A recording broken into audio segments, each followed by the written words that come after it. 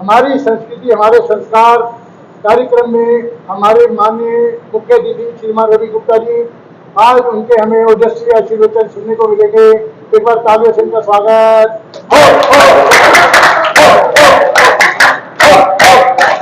माननीय रवि गुप्ता जी। आप सभी को मेरा प्रणाम।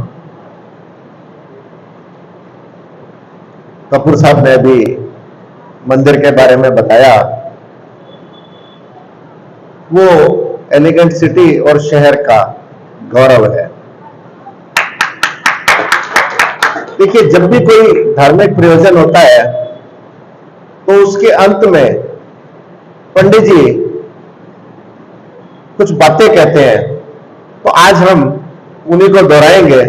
वो बोलते हैं, धर्म की जय हो, अधर्म का नाश हो, प्राणियों में भावना हो, विश्व का कल्याण हो। ये है हमारी संस्कृति और ये है हमारे संस्कार, जहां हम पूरे विश्व की कल्याण की कामना करते हैं और सभी प्राणियों में सद्भावना हो, ऐसी शुभेच्छा रखते हैं, बिना किसी भेदभाव के कि वह किस जाति का है, किस धर्म में पैदा हुआ, किस राष्ट्रीयता का है।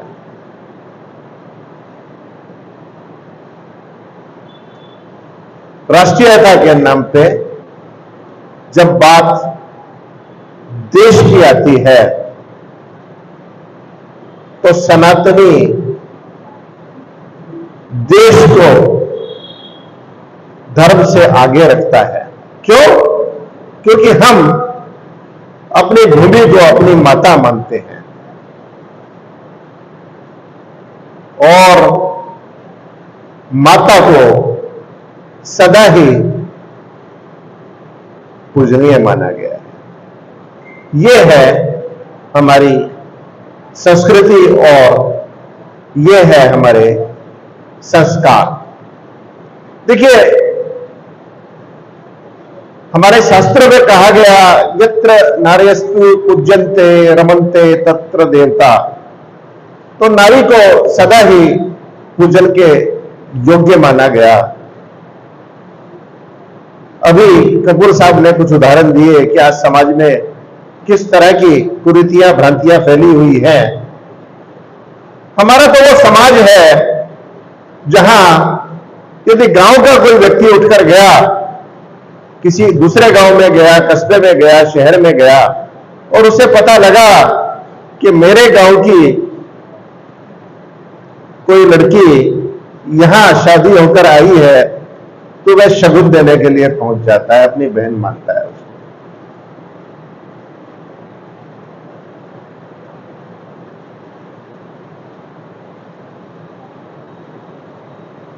ये जो अभी हुआ, समाज में हुआ, जिसमें हमारे सामाजिक रिश्ते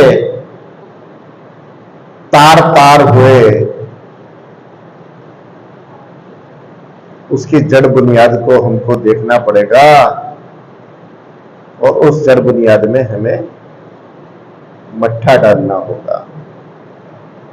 वह करने के लिए हमें यह समझना जरूरी है कि हमारी संस्कृति का मूल रूप क्या है, स्वरूप क्या है।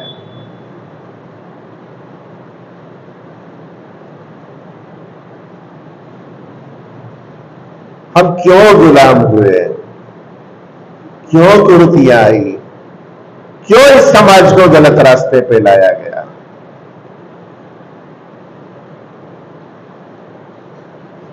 हमें समझाया गया अहिंसा परमो धर्म। यह नहीं बताया गया धर्म हिंसा तदेव च। यदि धर्म के लिए हिंसा करनी पड़े तो वह जायज है।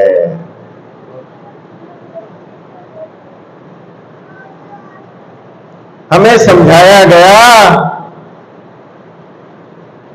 कि यदि कोई एक थप्पड़ मारे तो दूसरा गाल आगे कर दो। देखिए, मैंने अभी कहा हमारी भूमि को हम माता मानते हैं, तो हमारी उस सीता माता को पाकिस्तान रूपी रावण 1947 में हर ले गया।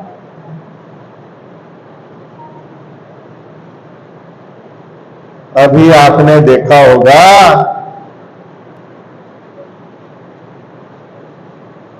एक मोदी जी का इंटरव्यू चल रहा है, वो कहते हैं मैं पाकिस्तान में बिना वीजा चला गया 2015 में, वहां हाय तौबा मच गई, तो वो भी तो मेरा ही घर है। तो योगी जी कहते हैं 6 महीने में पीओके हमारा होगा।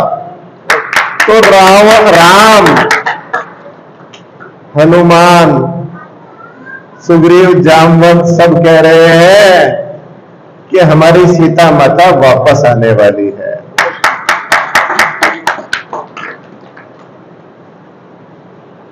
राम मंदिर हमारे सांस्कृतिक उत्थान का प्रतीक है, और 22 जनवरी उस सांस्कृतिक उत्थान के प्रतीक का राष्ट्र पर्व है।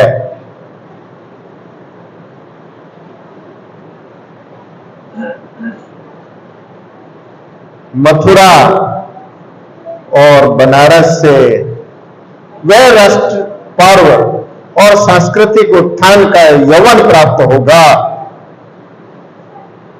यदि हम बात करें अपनी सांस्कृतिक धरोहर को, तो हमारी सांस्कृतिक धरोहर कुतुब मीनार और ताजमहल हरगिज नहीं है।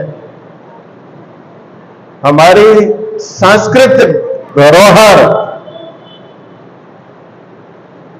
पश्चिम के समुद्र में द्वारका, जो पूरी तरह से पानी में संरक्षित है, वह है। मेरी कमजोर आवाज अगर किसी तरह से श्रद्धेय मोदी जी तक पहुंच जाए, तो मैं कहूंगा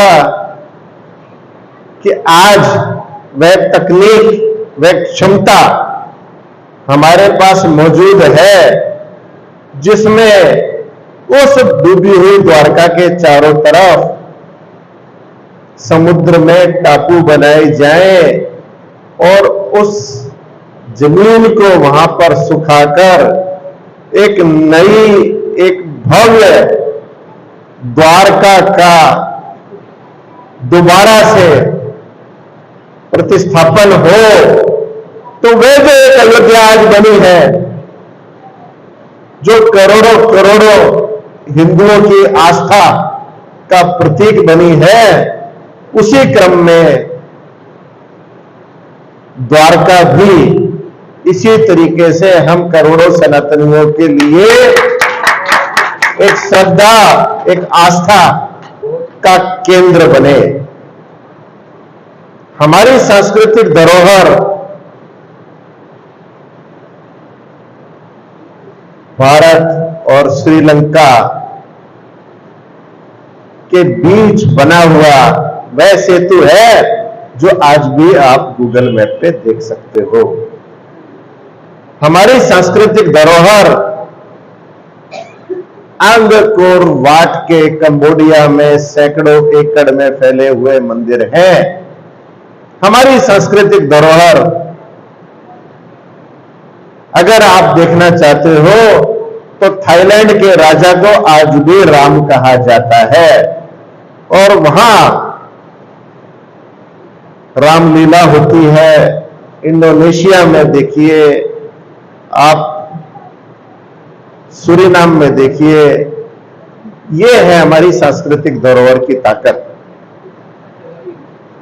यदि हमको अपनी सांस्कृतिक धरोहर देखनी है, तो साउथ कोरिया का किम वंश देखिए, राजकुमारी सूरी रत्ना 2500 साल पहले